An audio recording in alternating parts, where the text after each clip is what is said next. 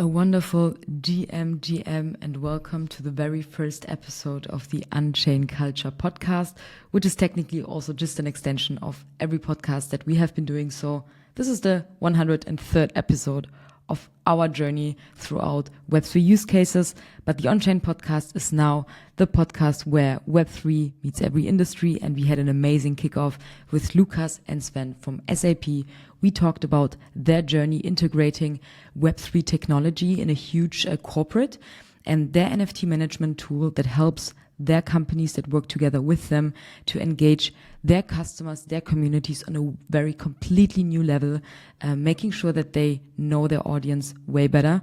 I thought it was a very interesting conversation. These guys are really passionate about what they're working on, what they do, and they also have several learnings to share and an interesting outlook into the future of Web3 community engagement. So without further ado, enjoy this episode.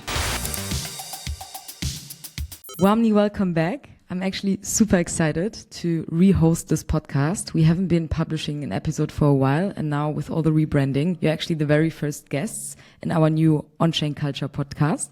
So Sven and Lukas, warmly welcome. Welcome. Nice to be here. And I decided to now always start with one icebreaker question because I think this is something that everyone who's listening to this podcast is mostly interested in. And it's what problems does blockchain solve in your specific industry? Can you maybe start with that before we go into the introductions? Sven, do you want to start? Yeah, for sure.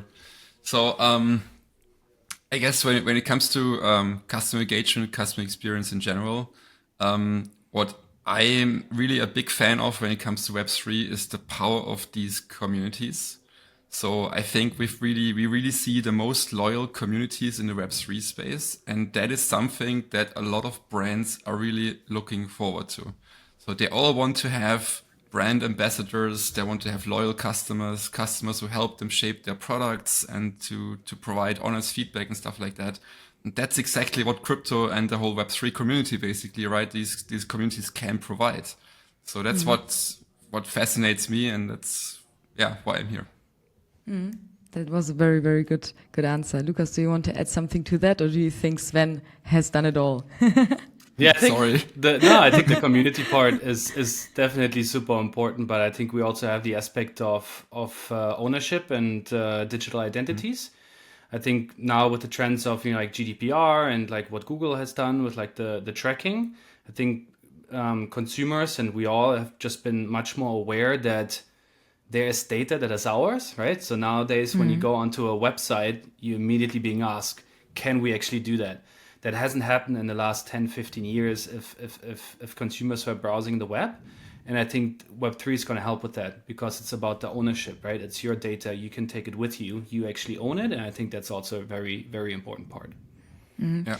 And I think the listeners and the viewers can already see and hear it. And also whenever I talk to you guys, we have been meeting a lot in the past, as I really hear this passion in your voice and what you talk about. Can you maybe go deeper into what drives this passion? And maybe this is also aligning with you introducing yourself and your journey. What leads you to SAP? Sven, go for it. We do the Sven Lukas ping pong up until I say, okay, now Lukas, you start. It's a great question. I must say that Web3 or the whole crypto space is probably one of the few constants in my life, actually, right? So I got introduced to Bitcoin many years back. I remember some tough nights in Berlin, actually. So it's good we're part of this Berlin hub now, actually, right? So, and I wanted to, so I think at that time I already had the role of a tech strategist at Hybris those times, which later was bought by SAP. So that was an e-commerce company.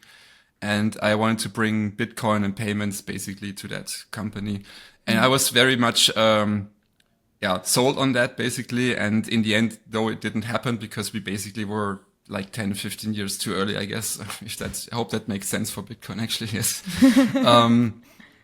But then over the years, I think I was just really hooked privately, and I invested a little bit, but I also just stayed in touch with all these communities.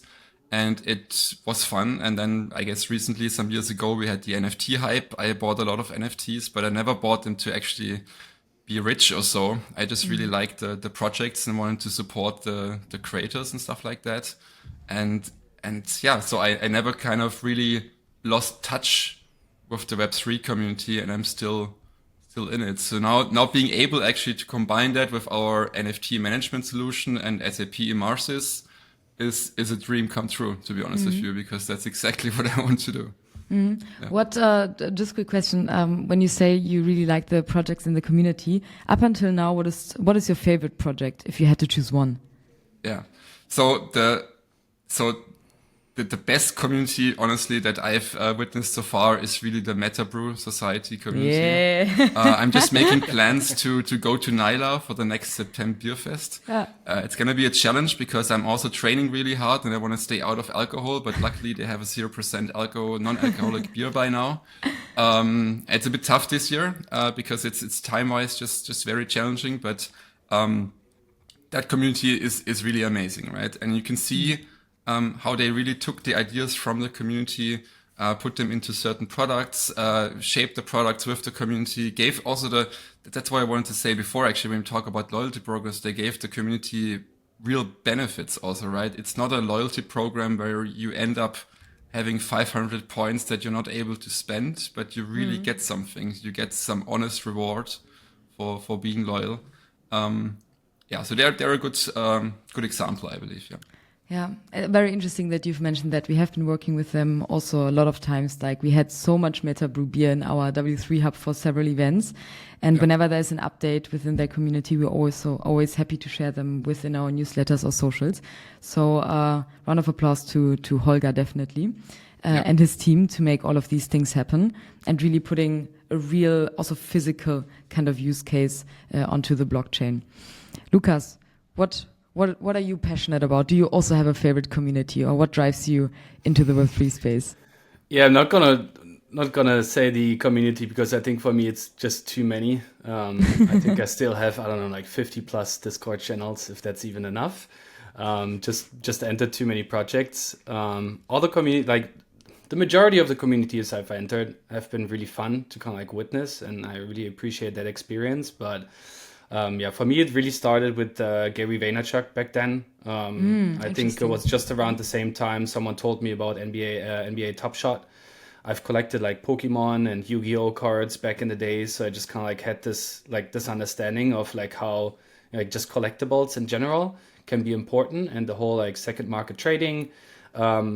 And so that really got me hooked. NBA Top Shot, and then Gary Vaynerchuk's vision on VFriends. I'm still hooked about the cards. Just got another shipment of the VFriends trading cards just in the post today, and so that's been really fun and similar to Sven. I think from the job. So I'm currently working in the tech partnerships team for SAP Immersis, and so working with various different vendors across like e-commerce, like digital marketing channels, but then also in-store experiences. And I think from all the points that we mentioned at the beginning, community, digital ownership, and all these things, it's just been really, really fun and exciting to now have the opportunity through SAP NFT Management to connect all of it, right? Because at the end of the day, that new technology is going to enable many brands to really create net new customer experience. Like consumers are going to engage with brands in entirely new ways. And I think we've seen great examples across all these projects, whether it's MetaBrew, VFriends, NBA Top Shot, and what else is out there.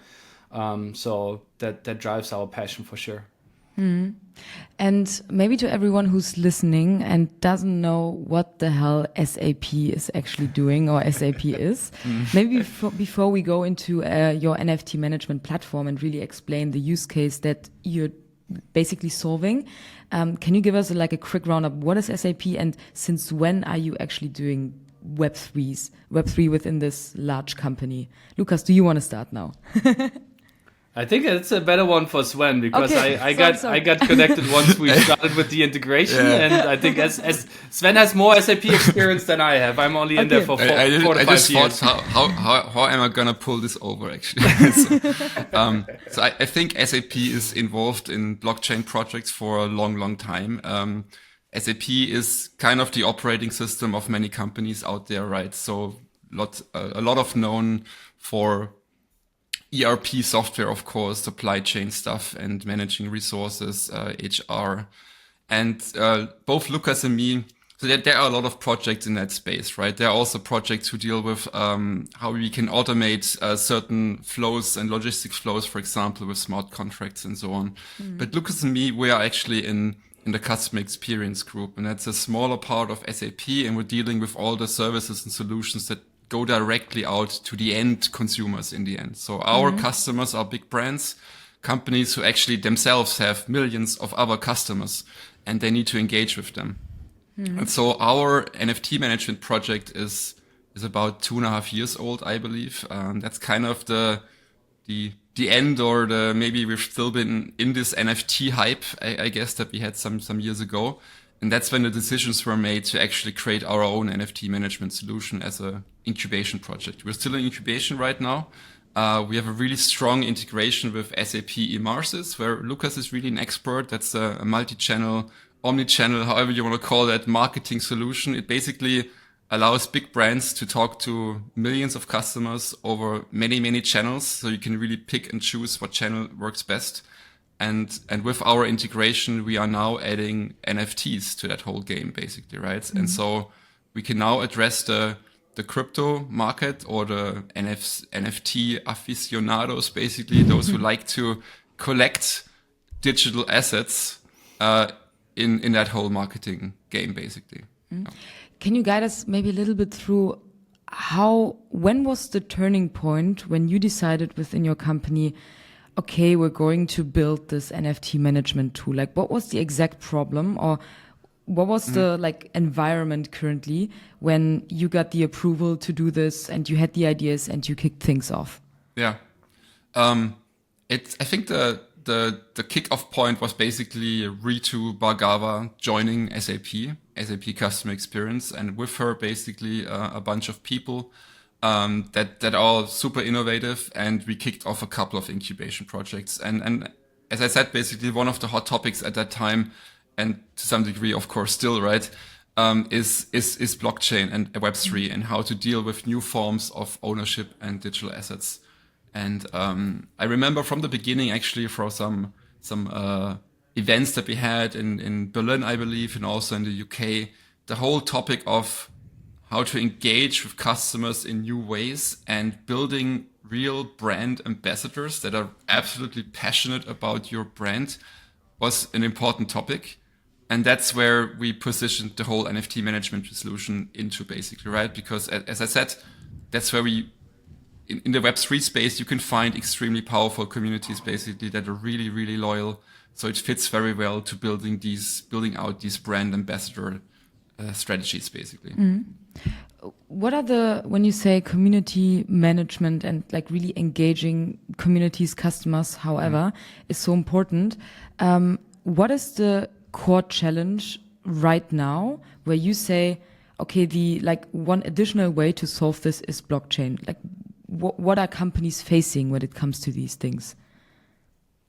Yeah, I think Lucas is the expert here. I mean, I see an explosion of channels. Basically, that would be my starting point. But I think you just talked really nicely about it. I think typically when brands then talk about customer loyalty, right, and they don't always just mean a pure loyalty program. At the end of the day, it's how do I manage from a brand perspective that I can engage with my consumers, the ones that most likely shop with me to spend money. So still, revenue is one of the major KPIs for those brands still within customer experience. And they just need to find new engaging ways to keep customers with their brands. And so you can do this in a very traditional way. You advertise what your brand does via channels like email, SMS, mobile push.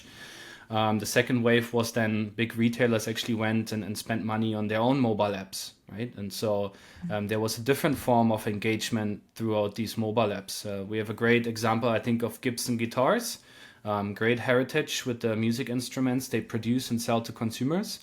And so they actually manage this through ways of, they have a mobile application where you can just learn how to play an instrument. They want to know about what type of music are you listening to? And this information about their consumers is much more important because also at the end of the day, it helps them to like market the right products for the consumers, but it also lets them know like who are the people like behind just my consumers that are engaging with my brand as Gibson Guitars. And I think there we've learned from like the communities and like what kind of like Web3 also helps with when it comes to transparency. I know we had this topic just the other day about like brand collaboration, right? I think this is very hard right now because right now brands are driving this just from overall like market insights. What might be some of the hot brands, or like like I know somebody from this brand, let's do a brand collaboration, and maybe let's bring out a sneaker that like collabs with one of the TV shows. And I think these are new ways of where Web3 and specifically also NFTs and the blockchain can help those brands with gaining more insights about how their community also engages with other brands outside of just their own brand. And so this is a huge topic. And so when we started to then think about where SAP NFT management could also further connect within that customer experience ecosystem, for us it was really just a no-brainer then at this point to start with the Marses, as we already had these engagement with those brands. Yeah. And now you definitely you just made the bridge into the NFT management tool. What exactly is it? Like if you had to pitch me the tool now, what is the pitch for that? There will be a pitch next week, right, at the W3 Pizza. So I looked a bit into that. That's true, but now you have a bit more time than 3 minutes. Yeah, so it's a cloud platform, basically. It's a system where you can very easily just via email log in, so you don't need a special SAP login or so right now. And you can very easily create an NFT collection, bring it on the blockchain, distribute these NFTs to whoever you want to distribute it to. We're integrated with Marses, which means basically we have an email-based claim process, and you can beautifully basically style these emails. You can also do all kind of interesting things in automations. So we can basically say something like, hey, once you've claimed the email, send this email or use another channel, wait a bit and then react to something basically and send something over a push notification or put something into your Apple or Google wallet, for example, because we have access to all kind of other channels. And then I think what's also part of NFT management is a bit of analytics. So we can basically look into the wallets basically of our customers. Basically, we can check a bit how many people claimed, how many people really transferred it to their own non-custodial wallet, for example. And a brand new feature that we now have also is called journeys. So we basically thought collecting NFTs is nice, but most people, of course, they want to get something on top.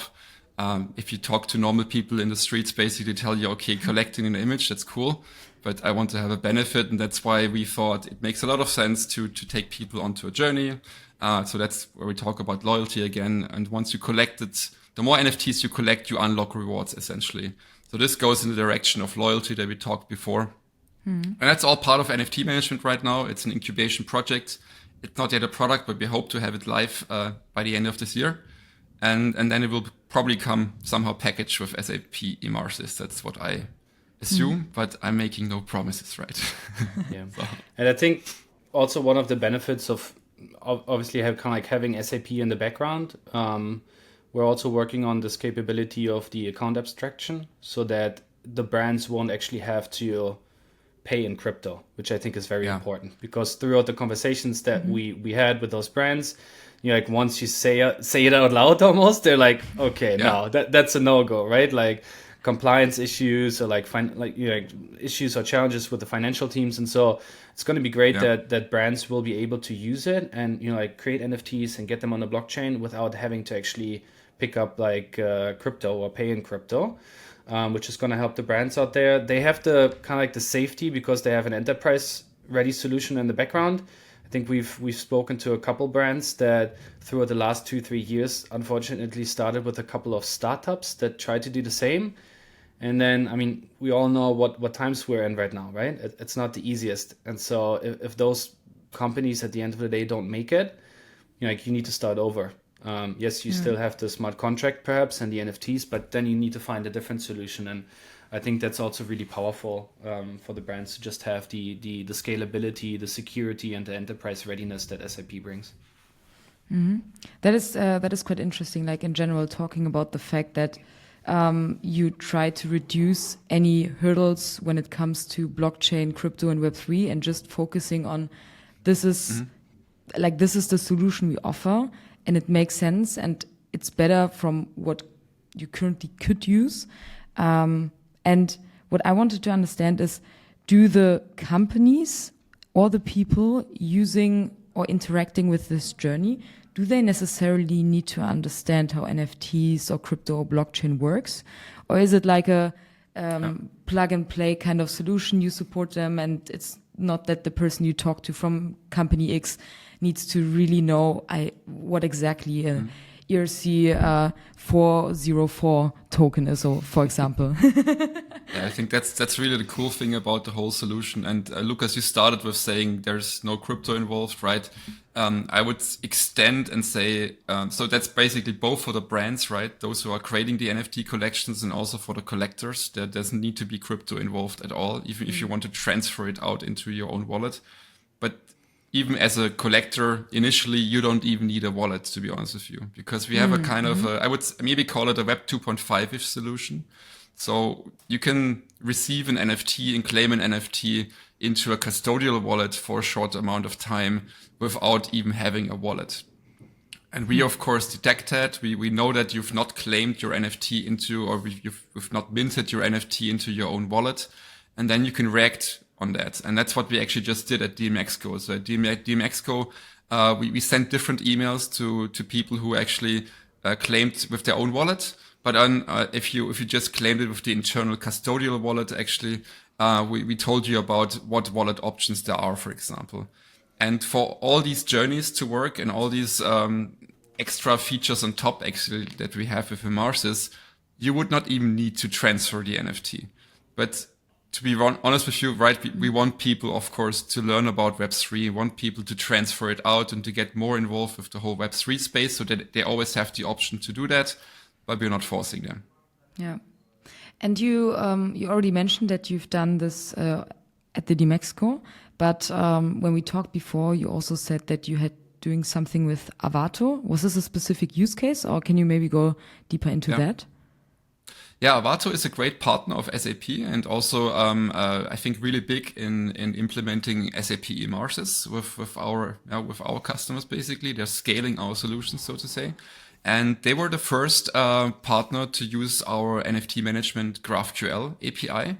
So they basically had their own front end, which was a mobile application that collected some puzzle pieces, and in the end, you got an NFT. And so they were the first API user now to use NFT management, and it was more or less a test for us and an experiment to see if it works. It worked beautifully, and there was actually a huge event in Munich at the Munich Urban Collab where they showcased this the first time, and also added NFTs on top to that, basically. So that was a great experience, and I'm really happy that Anna Graf and team had just were brave enough to do all that, basically, with our incubation project right now, and we've also been brave enough actually to work with them, and we got some great news out, I believe. Shout out to Anna Graf, by the way. Like, she's the best. She's the Anna. selfie person. Hi, Anna. She's the selfie person. Whenever you see her, she's the one that is doing selfies with everyone. and just like you, by the way, you just meet her everywhere, right? So it's amazing. You just step into a room and there's Anna, basically. It's the same with you. I mean, wherever you go, you're there. So That's true. Throughout the journey with Arvato and everything, maybe that you've also experienced during DMXCO, what are like your key learnings, things, feedback, stuff that you just take out and maybe want to develop something on top of that? Maybe Lucas now? Yeah, I think one of the biggest learnings was you still need to make it like super simple, right? Create as less friction as possible throughout the whole process. Because again, even though that we have this functionality of you just need the email, it's still difficult to then get the people into the funnel of, look, if you really want to like have full ownership, you can transfer it to the wallet. And we've even built like a whole onboarding flow that triggers like via email in this case, once you are interested in the NFT, that says, look, you made it this far, here are a couple wallets. And so I think you really need to create both for the brands as well as for the consumers as little friction as possible. I mean, even like probably all three of us and many of the listener will know it, the issues that we had at the beginning with like our wallet connects, right? Like I still face issues sometimes if I'm on the website and they want my wallet connect and it doesn't go into my crypto wallet. Actually, I can't sign it, and just friction, right? It's almost, it reminds me to like my grandma, which didn't want to go, like to the like bank automated, like to the ATM to actually pick up money or something and use her credit card. I was like, oh no, that's new. Like, how do I do this? And like couple of years later, she got the hang of it. But I think right now, if you really, and I think that's what we're all trying to do, onboard as many consumers as possible. We need to make it as easy as possible for them to actually engage with that technology.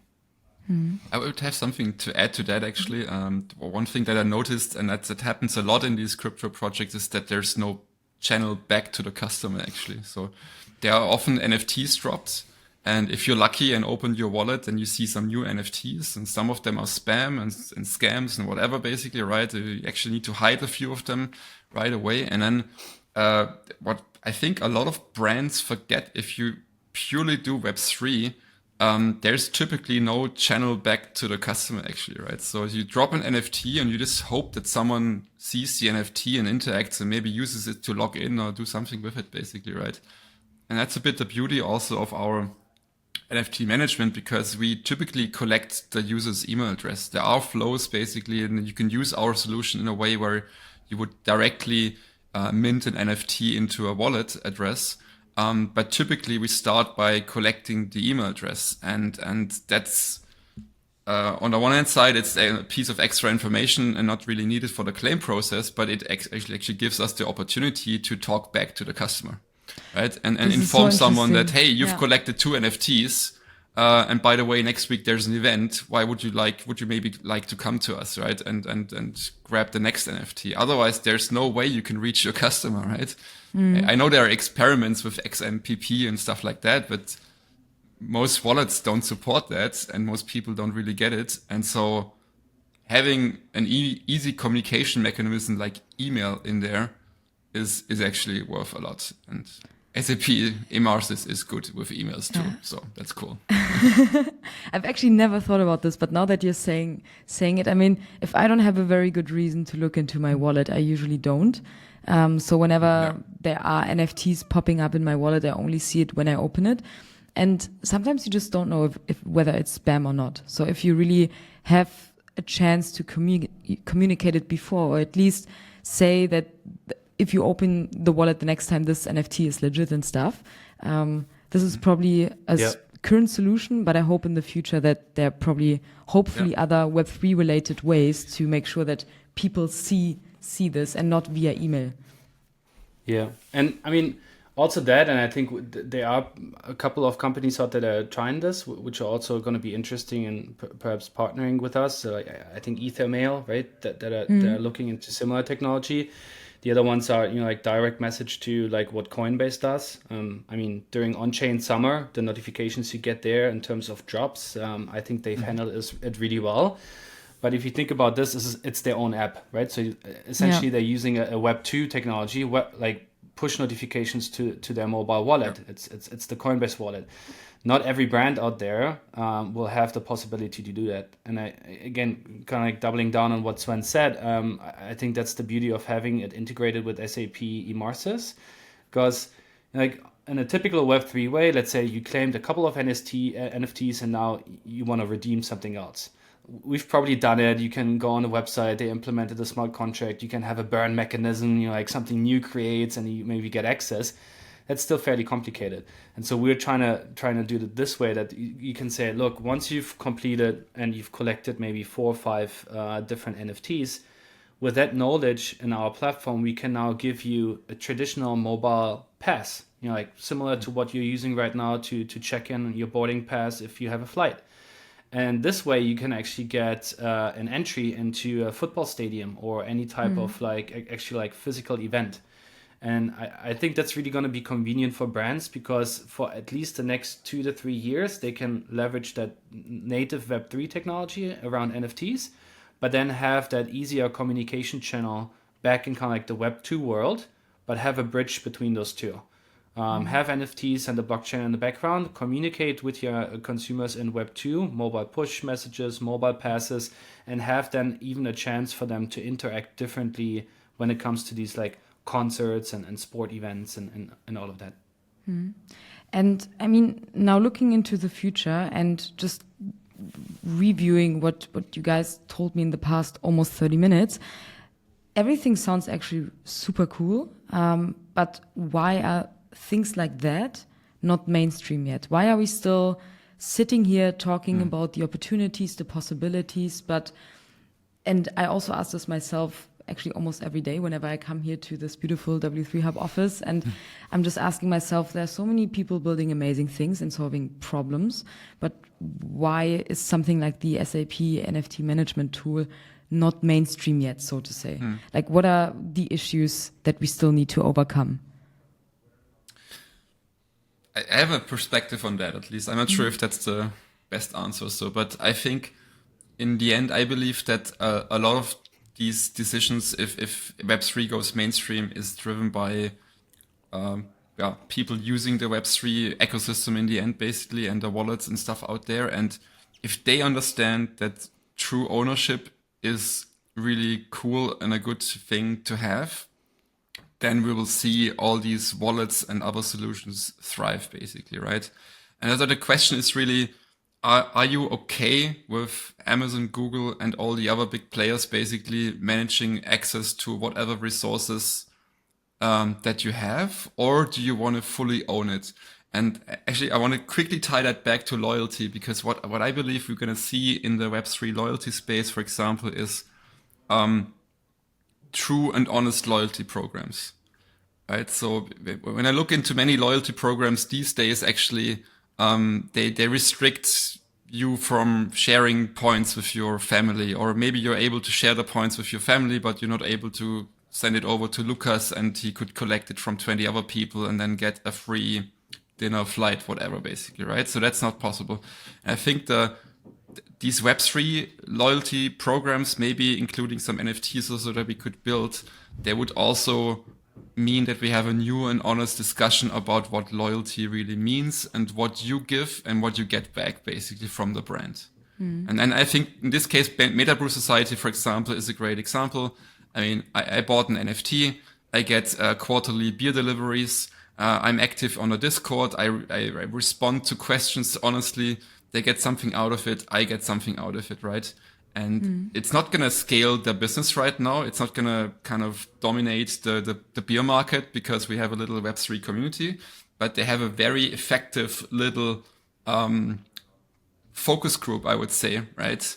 And they are giving some benefits to that focus group, and I'm giving something back, basically, right? And that's what I'm often missing, actually, in some of these loyalty programs, because I feel they're designed to just quickly sell something and quickly make money and then restrict you in how you are able to use some benefits, right? And I think that's going to be different, I hope, in the Web3 space. And I mean, there's also no community involved, right? I just thinking about, I'm not part of many loyalty programs because I usually sometimes even forget to collect any points wherever. But in general, it's a very one-sided process. You purchase something, let's say purchase a coffee at a coffee store, you get a stamp, and that's actually it. There's no like brand or like community vibe between the people who are maybe collecting most of the stamps. And I mean, we live in a time where it gets more and more important to really create this environment for communities coming or connecting with their favorite brands. And I just actually, while you were talking, I just realized that I don't feel really connected to any brand, which is why I don't also collect the points. I usually consider collecting these things or collecting points because, as you said, brands then want to resell something again. So if you have a stamp for a coffee shop, you want to collect, like you gamify the collection of more stamps, but in the end, they just want to make you buy more things, which is not necessarily bad, but it seems like it's too old compared to the time that we live in right now, where brands have to create different journeys for their customers and communities. Yeah, and I think brands will realize that probably the main reason why they haven't done it yet is because technically it's very difficult to pull something like that in the Web2 world, right? Like I think Nate at the Mexico had a great point on like user generated content. Like everyone who like uploads something to Instagram right now, like maybe some of the influencers, they will get a revenue share, but right now there's tons of user generated content. Again, it's produced by the community, but the main revenue goes to the brand. I mean, the good brands right now, they leverage user generated content, and like they offer it and they show it on the website if they have kind of like the content and all of that, but there's no money coming back, like going back to the community, right? It's more like, oh great, I've been like promoted on this website, or now like the main Instagram account reshared my picture. Like how cool is that? And I think once they actually realize that the Web3 blockchain technology will enable them to then also have that revenue share across their consumers, will have a major boost on the community as well. That's so true. Like last question, what would you like to see happen in the future? What are you waiting for? What are you missing? Sven, maybe start. I would love to. I mean, we've seen a lot of big brands experiment with NFTs, right? And they some continued, some actually stopped their projects. What I would love to see is actually one big brand joining the market of NFTs and basically collaborating, let's say, with an existing player out there, so we can actually see the power of collaboration. And I think on a panel I described it quickly actually. So it's just from a technical perspective, I think it is way easier to do a collaboration. You will still need, let's say, Coca-Cola and McDonald's kind of want to join forces. So they will still need to talk and discuss the business terms, right, in meetings or so. But from a technical perspective, all they need to do is basically check your wallet if you have 2 NFTs, for example, right? I think from a technical perspective, it's just way simpler. And that's what I'm hoping that some of these brands realize at some point. And that could then maybe again lead to a lot of buzz in the market. And maybe if we get some easy to use and cool wallets out there, or we just somehow hide the whole wallet technology altogether, then we could maybe have a new great onboarding into Web3 actually. So that's what I'm hoping for. And yeah, actually, no, sorry if I may add something to that. I'm just There's on fire enough room actually. to I just add realized that I'm also a big fan of regulation actually, right? So and I realized that at the Expo there was even a talk about MiCA, right, and the MiCA regulation, and I think that could be especially for those big brands, a big push. Because big corporate companies they actually have legal teams. They actually check the stuff basically. And all they're waiting for is to have like the definitive answer to if this is okay or not basically. And I've also been in touch already with some legal guys to check if we are allowed to do this and that basically. And I think the more regulation we see, and maybe even with Europe going forward and just putting some regulation in place, that's a good thing in the end, because it just makes things a bit more safer, and these big corporate companies might actually join the market again. That was well said. Yeah. And I think on that point, right, regulation takes time. And I just wanted to say, I think we just need to be patient, because I think it takes time. If we look at the history, how long it took for some people, again, to adopt credit cards or even like online payments, it takes a lot of time. And I think everyone, at least, like within the space, is doing the right thing. Let's continue to build. Let's continue to promote the technology. Let's continue to be innovative. And I think if we're consistent and we just have the right patience, like regulations and adoption is gonna come. I think so, because it's it's 200% for me. It's just we just need time. That is a very well said last phrase for this podcast, like very looking into the future. Thanks for that. If people, whoever's listening and watching, want to reach out to you, what is the best way? How can they get in touch and ask the right question or support you on your journey? Yeah, so guess we're both on LinkedIn, right? So Sven Heiges, Lukas Bergström on LinkedIn. But then I think we're also a bit in the Web3 space. So Farcaster, my handle is Hansaman, right? Or is it Hansaman.eth? I know, I linked it to my ENS name, Hansaman with 2 N. And Lukas, you also are on Farcaster, I believe, right? Yeah. Whatever is most convenient, right? Discord, X, Farcaster, LinkedIn. I think we're gonna have a chance to list them all in the show notes. Yeah, we will definitely do that. So thank you very much for joining this podcast. I learned a lot of new things, especially what it's like being on a corporate side and really introducing NFTs to the whole world and millions of users, so to say. So I hope to see more of that in the future. And other than that, have a beautiful rest of the day. Thank you very much. Thank you so much.